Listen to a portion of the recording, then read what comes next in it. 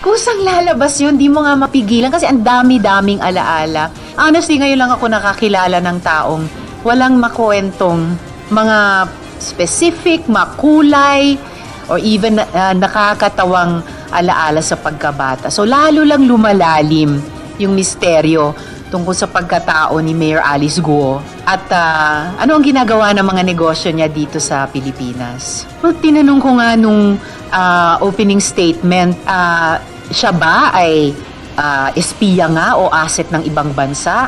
O siya ba ay promotor at protector ng POGO? O siya ba ay kasabwat sa money laundering? O ni isa sa mga to? Or several of these? Or all of these?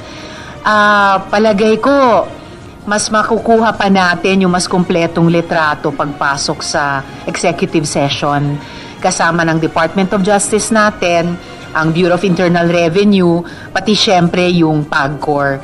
Dahil sabi nga ni General Villanueva, mas malalim pa yang mga Hongsheng, Baofu at Zunyuan kaysa sa sinasabi pa so far. Espiya nga o asset ng ibang bansa? O siya ba ay promotor at protector ng POGO? O siya ba ay kasabwat sa money laundering? O ni isa sa mga to? Or several of these? Or all of these? Palagay ko, mas makukuha pa natin yung mas kumpletong litrato pagpasok sa executive session kasama ng Department of Justice natin, ang Bureau of Internal Revenue, pati syempre yung PAGCOR. Dahil sabi nga ni General Villanueva, mas malalim pa yang mga Hongsheng, Baofu at Zunyuan kaysa sa sinasabi pa so far. Inamin ko sa inyo pagkatapos ng unang hearing noon, tempted akong i-cite siya in contempt or at least bigyan siya ng show cause order. Bakit siya hindi dapat i-cite in contempt?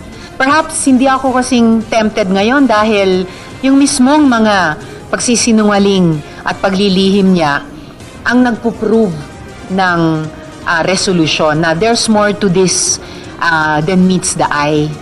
And pagpasok lalo na sa executive session, feeling ko talagang mas gagaan na talaga yung halaga ng testimony niya dahil mapapasinungalingan sa mga masasabi ng ating mga intelligence agencies. But of course, citing in contempt ay laging isang tool na nasa disposal of ng isang Senate committee.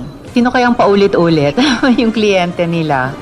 At napansin nyo ng mga colleagues ko na paulit-ulit na lang pare-parehong mga salita yung mga sagot sa mga tanong. And baka hindi napansin nung mga counsel nila, ganyan naman ang Senate hearing, pwedeng ulitin ng iba't ibang mga senador ang mga tanong dahil una, mahalagang tanong ito at pangalawa, kung hindi makatotohanan o diretsong sinasagot ng resource person. Nagsimula nga kami na presuming regularity na ang pinaka-problema dito ay yung POGO na kinailangang i-raid yung hub. Tapos nako, as usual, ang dami-daming na-rescue na human trafficking victim survivors at ilang mga naarestong human trafficking perpetrators. Pero tuloy-tuloy na lumalabas ang iba't iba pang mga anggulo. Pati nga yung mga issue na nilalagay sa alanganin yung ating seguridad bilang isang bansa. At kaya naging relevant yung usapin ng citizenship. Dahil pinresume namin regular yung pag-file niya ng Certificate of Candidacy, pagiging mayor, at kahit hindi ako sang-ayon sa pagbibigay niya ng permit dyan sa negosyo ng Zunyuan, again, we presumed regularity. Pero problema kung doing all these things under false pretenses or misrepresentation ang mayor. Kaya naging relevant ang usapin ng citizenship.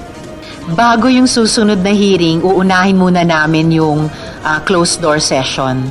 At palagay ko magiging napakahalaga ang matututunan namin sa closed door session mula sa DOJ, sa BIR, pati sa PAGCOR para hubugin kung ano yung mga isyung mag-home in kami at sino mga resource persons ang imbitahin namin. Bagamat may ilan ng hiniling ng mga kasama kong senador at sila ay aming imbitahin nga. Isa-schedule pa namin. I think pinaka-urgent yung closed door session and then pagkatapos nun ay pwede namin i-schedule yung susunod na hearing. Happy birthday to you. 그대의 생일을 축하해. 오늘만큼은 그대가 주인공이 되어. Para sa GMA Integrated News, Sandra Aguinaldo, nakatutok 24 oras. 축하.